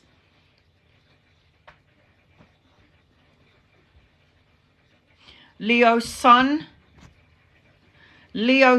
So fire, Scorpio rising, Taurus moon. You've got some good placements in your chart. So you could get on with everyone and anyone. So you got fire, water, and you got earth. So you're governed by your emotions. You've got the passionate energy about you. And you can also ground yourself to Mother Earth with Taurus. The one that's missing from you would be the thought process. Like, do you think things through before you do it?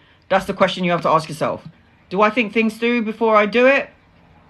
Probably not. Maybe I do. That sort of energy. I know, Lavish Queen, and I'm so sorry to hear that about your daughter. I'm so sorry. Libra rising, Libra, Sagittarius rising, Cancerian moon, Jax. Air, fire, water, another good placement. You got all the elements in your chart. This is good. Taurus woman, Gemini man. Well, Taurus is stubborn as hell, okay? And you're governed by the bull. And Gemini's has got the two faces. You never know what your Gemini is thinking either, because the Gemini has the two faces. The Gemini represents the over-analytical, overthinker, very creative, very smart, very intelligent sort of energy. Always thinking. Always thinking.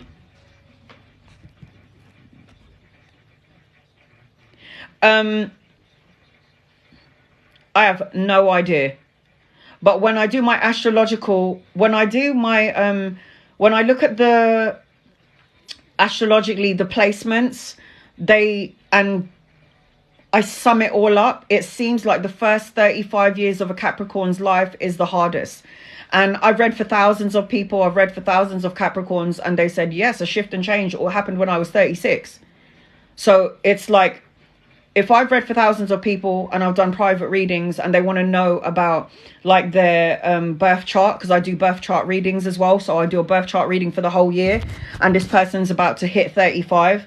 I can see in their birth chart, because I look at their sun, moon and rising sign. I look at their placements. I look at their date of birth, and then I'll add it all together astrologically. And for some reason, it always sums up that the first 35 years of a Capricorn's life is always the hardest. I am a Capricorn, and I have to say that was true. After 36, after 35, everything for me just went uphill. Don't know why. It just is. I do birth chart readings. I do. And I will do a birth chart reading, and I'll look at the whole year. So it will be 1 year of the birth chart reading that I do. 1 whole year, month to month. I will tell you what energy is with you. You could have Mercury, you could have Pluto, you could have Saturn. You could have all of these planetary alignments in your chart during that month. And I'll tell you what, if it's going to be governed by money, by work, there's going to be a relationship coming in. You could be collaborating with a man. I can also tell you if there's a child in your matrix. So when you do a birth chart reading with me, it ain't no joke. And I always say to my clients on the email, if you would like to get any sort of reading with me, I highly recommend that you get a recorder and record it so you can go back to it later on. And some people are like, I'm going to take notes. And I'm like, okay. But there's a lot of shit that you got to take down. I even do soulmate readings as well, guys. So I will take your birthday your person's birthday, and your star sign. And I can tell you if you are soulmates that have unfinished business. I can tell you if you need to jog on and get away from this relationship. Now, every time I get a soulmate reading, I'll tell you one thing. The first thing I say to a person that gets a soulmate reading is your relationship rocky? And that's the reason why you're thinking, you're trying to decide whether you're going to stay or go. And they're like, yep. I don't know whether I'm staying or going. I need to do a soulmate reading. I need to know. Kadeja, she said, mine was amazing. Thank you, honey. I love you. Thank you, honey. It made sense, didn't it? It resonated, didn't it? It usually means when somebody gets a soulmate reading from me, it usually means you're either trying to decide whether you're going or staying, or if it's worth it or if it's not worth it. So for those of you who want a soulmate reading, 9s are about completion, honey. Lisa, your soul number is number 9. It talks about completion. So basically, if you learn everything that you need to learn in this lifetime, you don't have to come back to the earth again. You could just stay in heaven. Completion. Learn everything. Look at everything through the lens of love. My soul number 9, or your life path 9. Look everything through the eyes of love, and you don't have to come back here again. Lucky cow. Lisa, soul number 9, completion. Anna, why is my twin flame journey so hard? Because it's a twin flame journey, sweetheart. Twin flame journey. Every time somebody says to me, I'm looking for my twin flame, I want to meet my twin flame, it's going to be so amazing. And I go, yeah, if you think you're with your twin flame, run a fucking mile, because it is not going to be the easiest connection. Are you crazy? You're better off you're so much better off looking for a soulmate. That's all I have to say. That's all I have to say. That is all I have to say. Twin flame journey is what Siobhan had, my best friend, before she died. Now, when I talk about toxic shit, she had all the toxic shit you could possibly have in her twin flame journey. It's insane. Twin flames affect the energy of the universe. Sometimes you will meet your twin flame in this life, but you ain't meant to be together. Why? Because your twin flame is going through the dark night of the soul. You're going through your dark night of the soul. And what makes it even worse is that you have to go through your dark night of the soul together. And the dark night of the soul together is cheating, lies, betrayal.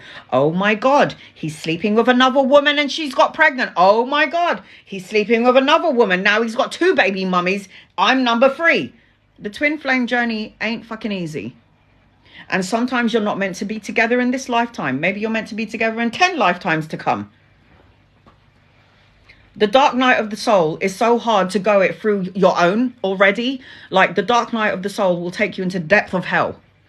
Now, I know that all of us have probably been to hell at one point in another in this lifetime. It's like, I cannot see my way out of the shit pit. I'm in hell. When am I getting out of it? The good thing is you're here with me tonight. So that means you're out of it. So what doesn't kill you makes you stronger. What doesn't kill you makes you stronger. How do you know if you have a soul connection? Telepathy, communicating with us, or is it just our thoughts? Thought is telepathy. Thought, Yasmin, thought is telepathy. Thought is telepathy. If you have a soul connection with someone, you know. There is no question. There is no rhyme or reason to feel what I feel. This is a perfect fucking stranger, but yet there's a magnetism between me and this person. I can't explain it. That is a soul connection. It's a, what is that film called? Dracula, Adam Sandler, and he had a daughter, and then the daughter fell in love with that redhead dorky guy. What is that called? I forget. Is it Dracula? It's that film. Do you remember when the dad was talking about the zing? I met your mother and I had a zing. That Hotel Transylvania. The zing is 100% real. Hotel Transylvania. When you meet someone and they are a soul connection, it's an electricity. There's no rhyme or reason. I can't explain it. I just know you from somewhere. I don't know. And you probably fought a battle together in 1759, and you know, you were riding horses together and you're at war together, and then all of a sudden you came into this life to, I don't know, shag and have kids. me and my ex-husband are both Leos, 3 days apart. Is that why we didn't work, Anna? He is my soulmate. He would probably have been your soulmate. But if you do not communicate with, let's just say, a Capricorn and a Capricorn, a Leo and a Leo. If there is, the problem with being with somebody who's the same star sign as you is that you're going to mirror each other, yes? So your passion would be just as strong as his passion. Your arguments would be just as fiery as his. When you mix fire and fire together and there is no listening, you don't communicate with each other, you don't stop and take a breather, a fire and a fire sign is going to create a big fucking volcano. So if you are in a house and there are two fire signs, okay, or you're in a house and you're a fire sign and your partner's a fire sign and you're in an argument and I'm watching this, best believe I'm getting the fuck out of the house because the volcano is about to erupt. It's like when two fire signs are angry and pissed off, everybody else is going to get the rubble. Everyone else is going to get the debris of the volcano. It's like love hard and love so hard, but everyone else is going to feel the repercussions of my action. Your energy alone can make somebody feel out of alignment. I noticed that I could do that as well. I can make somebody feel so good, or if I'm out of alignment and I'm pissed off and I'm angry and I woke up on the wrong side of the bed and I didn't meditate, my daughter's like, don't take it out on me because you're pissed off. So yes, energies are, I mean, I'm taking care of my little brother who is an Aries and my daughter who's an Aries, and to have those two in the house, it's like them to just gang up on me every time. It's like back to back against the Capricorn. But I'm like, listen, motherfuckers, I'm the father of the zodiac sign. I call the shots. I always win. Okay, know that. I ain't winning. I ain't losing to the baby of the zodiac sign. Fuck that. Forget that. I'm the father. I'm the father of the zodiac sign. I'm a Capricorn. I'm going to stand my ground. I'm going to stand my ground. I don't care. The problem with Aries is that when they're wrong and strong, just forget it. Because they're going to talk and talk and talk until you have no more skin. And then you're down right into the bone of the bare bone of who you are. Okay. Because they have just peeled off all your skin and all your flesh right down to the bone. And then they've drained you so badly. It's like, I can't, you know what? You win. I don't give a shit. You win. You're right. I'm wrong. I'm going to bed. So anytime I'm arguing with my brother or my daughter, I'm just like, sure thing. You're right. I'm wrong. I don't care anymore. Yasmin, can soul connections be one-sided? It seems I only feel the zing, or is he lying? Oof. Now that's a hard one. That's actually a really good question. Can one person feel the zing and the other one not? I'll tell you, I'm going to have to say yes. And it seems like I'm the only one feeling the zing. I'm going to tell you something, Yasmin. If you feel the zing and your person doesn't feel the zing, you're on a different level of understanding. Your soul would be more evolved. Like, let's talk about my Rastafarian, shall we? The one who told me he was 28, but he was actually 23 and I was 37 when I shagged him because I thought he was 28. Little fucking liar. Anyway, I knew that when I met him, he was my soulmate. I knew he was my soulmate. I don't think I'm going to go live later on. I'll come back tomorrow because I've been on here for maybe an hour already. But I just have to say, when I met him, I instantly had a zing, and he had it with me. I don't even care what anyone says. He knew I was his soulmate. Now, I told him, you know that you and I are soulmates. And he did a look like, he looked at me like, no. And I'm like, we're soulmates. And he thought I was absolutely fucking bonkers, because he's not on the same level of understanding as I am when it comes to soul development. I mean, I am 37 after all, and even though he told me he was 28, he was actually 23. But my level of understanding when it came to soul connections was way surpassed him. He was still young, he was still learning, he's still trying to figure things out. But I instantaneously knew that I knew him from another life. And I did a video on this. I don't want to go into it. I was Frida. Frida was married to Diego. He was called D. It's too much. But you just know when you have a connection with someone, it is an instantaneous zing. My baby dad, my daughter's dad, I met him when I was 15 years old at Harrow bus station. Guys, I'm so sorry, but this is so fucking corny. I will post this on YouTube later if you want me to. I was 15 years old and I thought I was so fucking cool. And I just remember being at the bus station, and I'll tell you how it is. It's so fucking corny. I was walking through the bus station. He was hanging about with his friends, and then we locked eyes. It was so... It's so yuck. I am not a corny person. I am secretly, but no one needs to know about that. It's like we locked eyes, and Siobhan actually said to me, yes, I used to live on Harrow on the Hill. And I remember my best friend, the one who died, Siobhan, she said to me, dude. I was like, what? She was like, I fucking felt that. I was like, what do you mean? And she was like, when you two looked at each other, it was like the electricity in the bus station went zzz. She goes, I could feel that. He was my soulmate, but he wasn't my soulmate for life, because I ain't staying with someone who's going to beat the shit out of me. Love and light to you, sweetheart. But you can fuck off now. I mean, I took it for years. I put up with his bullshit for years. You know, the abuse, the cheating, the lies and all this shit. I put up with it, and I'm so grateful for the lessons that I had with him. And we were 100% soulmates. And Siobhan said, you know, if that motherfucker had his act together, you guys would be married today and you'd probably have more children. And it's so true. So true. I would have married him. We would have been together forever and ever. Amen. He was a Taurus. I'm a Capricorn. Hello. And I'm not going to lie. Tauruses, you are great in bed as well. I'm not going to lie.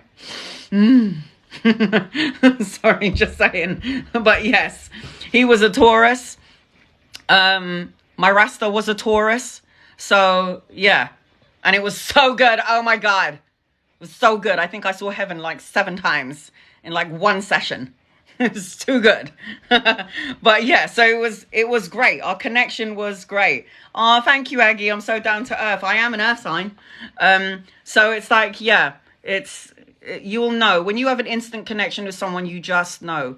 It's the first look. I'm in East London now. I don't live near Harrow anymore. I am actually, no, I'm in East London. So I live near Stratford. I'm an Aries Taurus. Fire. Oh my God. You're powerful, Earl. I know that much. If you're an Aries, you are misunderstood, very headstrong, very creative, very passionate. And then you're a Taurus. And Taurus is governed by their throat. So you need to talk or speak or like you need to speak or sing or something around talking. That's what you're supposed to be doing. And you also have the love of love and love of food. So yeah.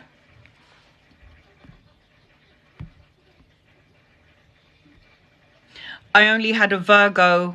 And now I need a Taurus. I'm telling you, go for a Scorpio, go for a Taurus. I'm telling you, man, those people, ooh, yeah. I need to get a Scorpio, though, at some point in my life. Life path number 4. You're surrounded by angels, honey. And you're supposed to be giving love to everyone around you. So what if you do have a soul connection with someone that is your soulmate, but then after a year, end it? So let me talk about the soulmate dynamic. Some people, you know, a lot of people out there have really fucked up what the soulmate thing is. It's so stupid the way that they've presented. Oh, I find my soulmate, that means I'm going to be with my partner for the rest of my life. That's a load of crap. It's a load of crap. Your soulmate could be your brother, your sister, your best friend. Yes, my lover. Yes, my husband. Soulmates don't come in the form of somebody that you're going to be with for the rest of your life. Amen. A soulmate is, I'll tell you what a soulmate is. To just put it in a nutshell. A soulmate is someone who you had a soul contract with in a past life. In that life, something was incompleted. Let's just say I was the wife and you guys were the husband. Put it that way. In our last life, so we cross over to the other side. We're now in heaven. We have a life review and God is with us and our loved ones and our angels are going, oh, how did you do down there on earth? What did you do? How was it? What did you learn? What do you think you need to do better? And then the soul crosses over and you're there together. And then you look at your life together and then you go, oh, you know, you wasn't a very good husband to me. I wasn't the greatest of wife. I wasn't the best wife. So how about you and I come back again into earth, and this time I'll be the husband and you'll be the wife, and let's see if we can fix things. Let's see if we can learn this time. That's a soul connection. A soul contract that you have with someone that you had many, many lives with. You have a soul tribe as well. You can have more than one soulmate. 100%. This is what I'm saying. Somebody just said I was with my soulmate. I knew I was with my soulmate, but it ended. My daughter's dad was my soulmate, but he wasn't my cheerleader. He wasn't my cheerleader. In fact, he had to smash me up into a million pieces, and I had to put myself together so I can become the woman that I am today. Soulmates will come into your life to teach you boundaries, patience, love, kindness, empathy. You have people that come into your life to teach you lessons. And not only do they come into your life to teach you lessons, but you're teaching them things too. We're all lessons here. I was smashed. I was like this china glass bowl. And that man smashed me into smithereens. Now, could you imagine? I'm crystallized. I had to piece all of those little sand pieces together to be who I am today. It took me 20 years. I remember I met him when I was 15. It took me 20 years to finally find my power and finally find who I am, to finally find my voice, to finally be okay on my own. 20, that's 2 decades. The problem is, now that I've found myself, I don't know if I want anyone. Because, I mean, that would mean I'd have to shave my legs, wax my butthole, wax my armpits, wax my gina hair, and I'd have to be a certain way and fucking ladylike. And I'm a dude, okay? I'm a woman that thinks like a man. I'm sorry. You know, I can be a jungle Julia. I can have the hairy armpits I want. I can have my butt hairs so long if I wanted it to be. I don't need a man to do this. It's like when I have a man, I've got to do all of this shit. And boys out there, you have no idea what women have to go through so we can be with you and spend that night with you. Shave, wax, tweeze. No. It's like, as much as I would love to be in a relationship, I'm sorry, but I am a jungle Julia, okay? I really am. It takes me 1 week to get ready for a date. Is that only me or is it other people? I would like to be perfection. I would like that my man will smell my hair and go, oh my God, you smell so good. And I'm thinking, that's because I fucking washed my hair for fucking 7 days so you could smell my hair. It's so fucking draining. It's so tiring. Being the perfect little woman. I ain't the perfect woman, okay? Got hairy armpits. My pubic hairs are out of my knickers. You can see them at the sides of my legs. And I don't give a shit. It's just so annoying. It's just so much that goes into like being in a relationship. It's too much for my soul. I want it, yes I do, but I want a Viking that's like, listen woman, you be hairy and you have that hairy ass and you have that hairy vag. I love it. That's the kind of man I need in my life. Okay? That's the kind of man I need. I don't want him to look at my feet and go, I think you need a manicure. No. Suck my toes. Just the way it is. And love me for who I am. It's too much. It's too much. And I do all of this stuff, okay? I can be a girly girl, but I'm sorry. It's just fucking tiring. And these boys, man, they have no idea what we have to go through. No idea. You jump in the shower, put a bit of aftershave, and you just put a bit of gel in your hair and you're good to go. No, that's not like that for us. So when you go home tonight, you kiss your woman's ass and you appreciate everything she does. Because not only does she do that, rip her skin apart for you, she fucking cooks your food, washes your skid mark underpants, yeah? Fixes your bed, runs you a bath. We are your nurses and your lovers and your whores in bed at night, yeah? We give you the love that you're looking for. We're everything to you. So a little bit of appreciation, boys, goes a long way, okay? A little bit of appreciation goes a long way. I mean, buy me some flowers from time to time. Once a week, you know? Just once a week. It's okay.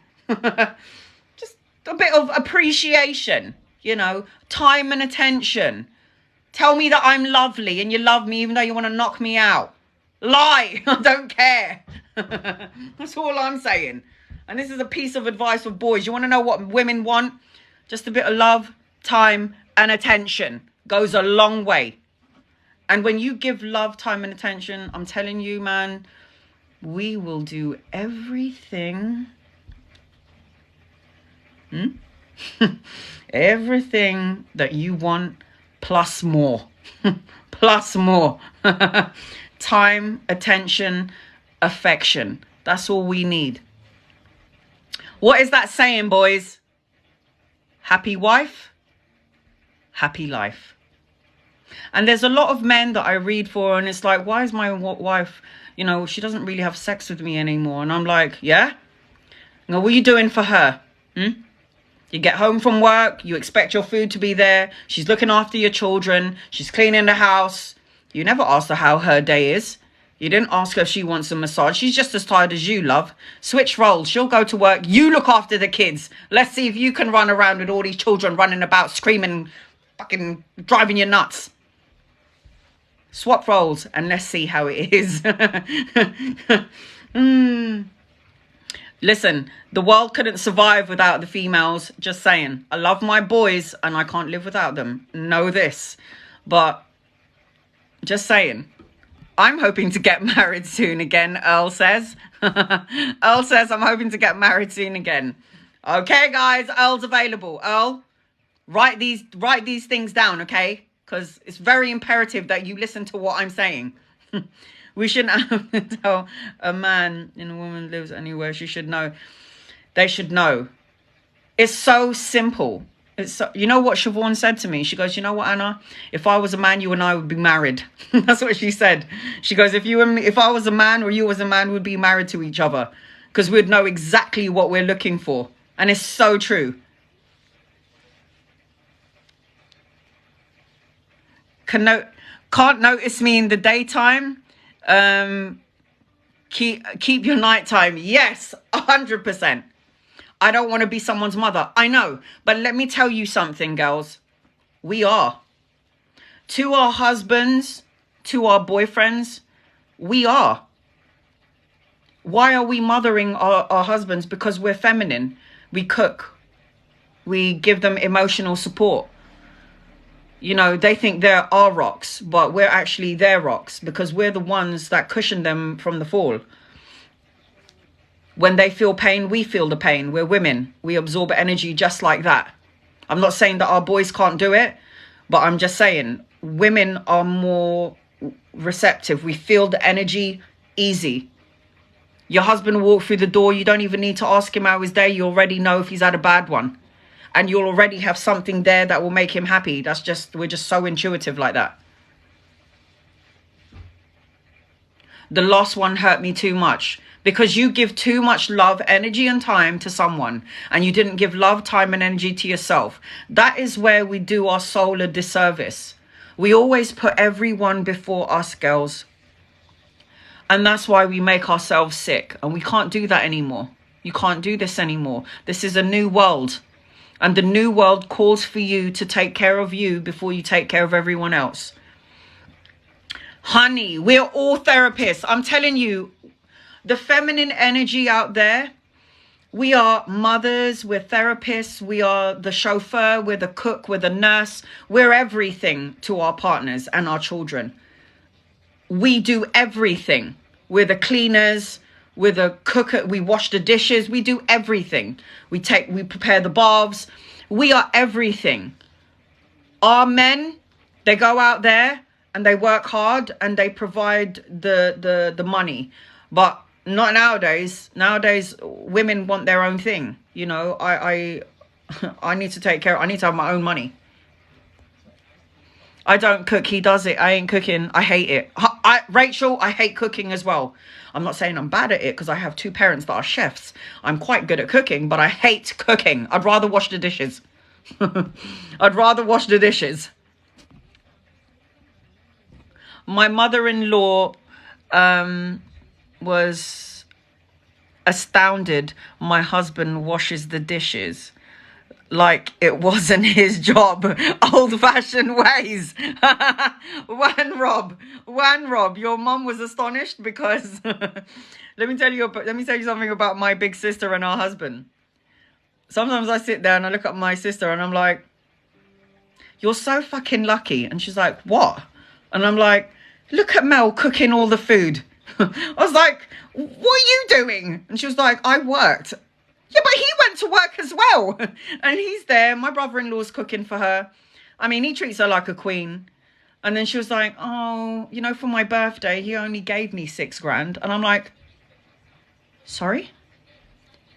She's like, you know, he just gave me some money for my designer bag. And I was like, I don't even have a man to give me £1. I don't even have a man to give me 1 penny or £1. What are you talking about, woman? I love her, but what the fuck? This man cooks for you. You come home, the food's ready. He spoils your ass, and you're worrying about, oh, you know, he didn't give me that much for my birthday. And I'm like, are you fucking kidding me? I don't even have a man who's going to give me, here, Anna, here's £1. Go and spoil yourself for your fucking birthday. And you got a man who done, you're fucking lucky, man. Is she nuts?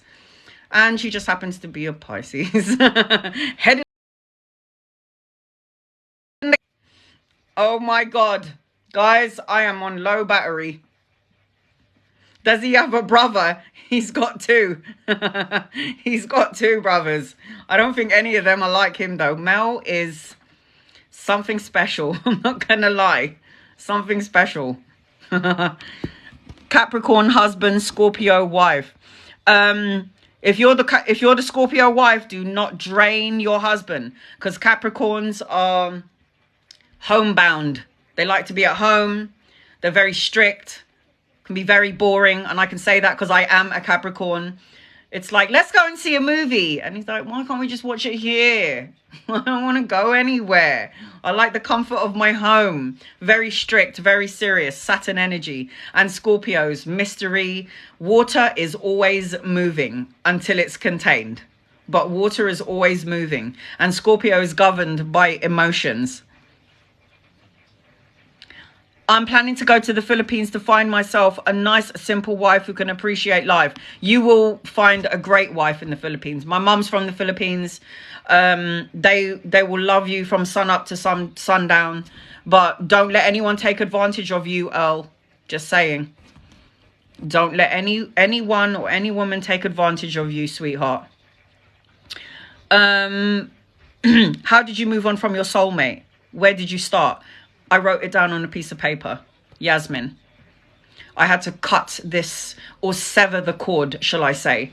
So I wrote it down on a piece of paper. Please, divine, I want to release past, present, future in regards to this person. I love them, but I need to let them go. Past, present, future, heart, mind, body, and soul. I release this person to you in love and light. I signed it and then I burned it. And anytime I thought of him, I would write on a piece of paper again, and then I will burn it. And you know what happened to me when I started writing that? But I send this person away with love and light, and then I signed it. I noticed that as my days went by, and when you cut the cord by doing that, you'll start to feel emotional, and that's okay, because you're clearing, cleansing, and releasing.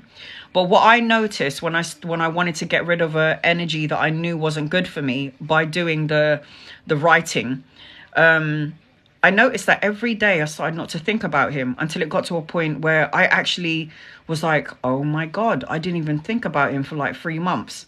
It works. Anytime he comes into your thoughts and you feel sad, write it down. Write his name.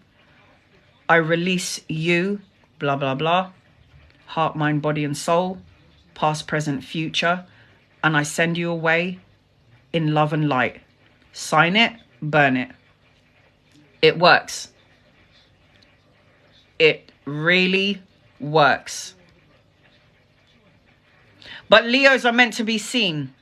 A lot of the Leos I know attract a lot of energies. Famous. They want to be seen. There's a beauty about the Leo, and Leos have really big hearts.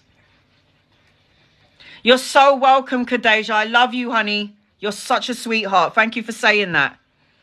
She said that her soulmate reading was so good. Thank you, honey. Good night. I need to go to bed soon. It's 11 p.m. here as well. Aries, Cancer. You're an Aries. You're a fire sign. So passionate, fiery, argumentative, warish energy. And he's a Cancerian governed by the feminine energy. So he would be a man that thinks like a woman, and he's governed by his emotions. He would be very intuitive. Water puts out fire. Cancerian is water sign. Aries is a fire sign. So your person could drain you.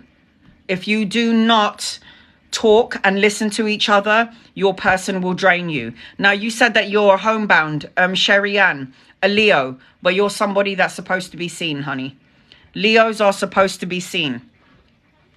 Big hearts, beautiful hair. You're somebody that's supposed to be out there. In fact, a lot of the Leos that I know are quite famous.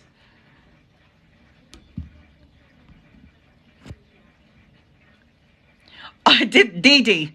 I did the same. I froze his picture first with his name.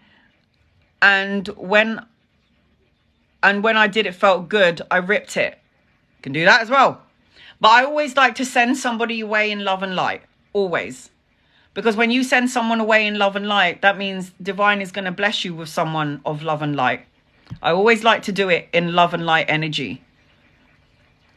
Oh, Crystal, stop that. All right, guys, I'm off. I need to eat. I actually haven't had my dinner yet, and it's 11 p.m. and it's not good for my diet or my exercise routine. My ex was awful and a Leo. He didn't act like a Leo. Some low vibrational Leos, those are the ones who are spiritually inclined yet, could actually be quite narcissistic. That is an energies attached to all star signs. But if you are with a low vibrational Leo, they would have narcissistic qualities, meaning this is the low vibrational non-spiritual Leos, meaning it's all about me. I want to talk about myself. I like the attention. I like to be seen. It's that sort of energy. That is the low part. Now, I'm a Capricorn. There's always a higher part to a Capricorn and the lower part to a Capricorn. There's always the good and bad of each signs. So just remember that. So if you didn't get on, and depending on what star sign you are,